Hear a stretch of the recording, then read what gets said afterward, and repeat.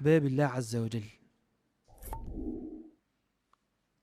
حديث عن أنس بن مالك رضي الله عنه قال أن النبي صلى الله عليه وسلم قال إن لله أهلين.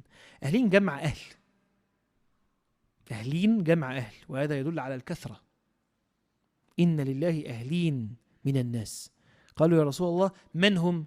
قال هم أهل القرآن، أهل الله وخاصته. أهل القرآن الناس الذين ينتمون لهذا الكتاب.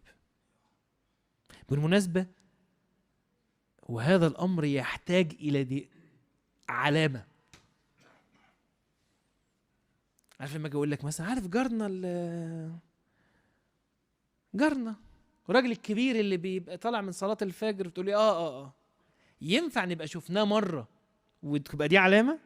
ما ينفعش. يقول لك عارف الولد اللي على اول الشارع ده اللي بيمشي دايما بعجله صفراء؟ قال اي عارف.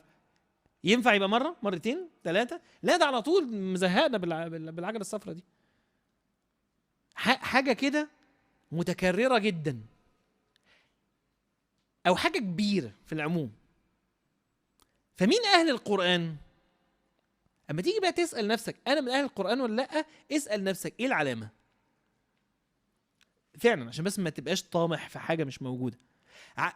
اي حد فعلا من حفظة الكتاب هو من اهل القرآن، لانه عبال ما يحفظ القرآن كله هتكون العلامه تحققت.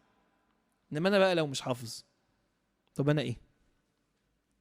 وده باب مفتوح انت تعرف تعمله وتعرف ان انت تدخله.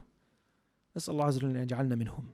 ان لله اهلين من الناس هم اهل الله وخاصته.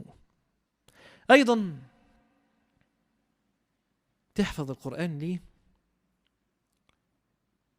لأن حفظ القرآن سبحان الله هذا مش بس يقدمك في الدنيا أو في الآخرة، ده يقدمك في الدفن. النبي صلى الله عليه وسلم حديث عن جابر بن عبد الله رضي الله عنه وعن أبيه قال كان النبي صلى الله عليه وسلم يجمع بين الرجلين من قتلى أحد في ثوب واحد ثم يقول أيهم أكثر أخذا للقرآن، فإذا أشير له إلى أحدهما قدمه في اللحد.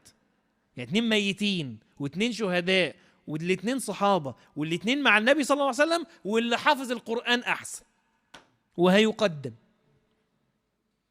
لأنه معاه قرآن أكتر.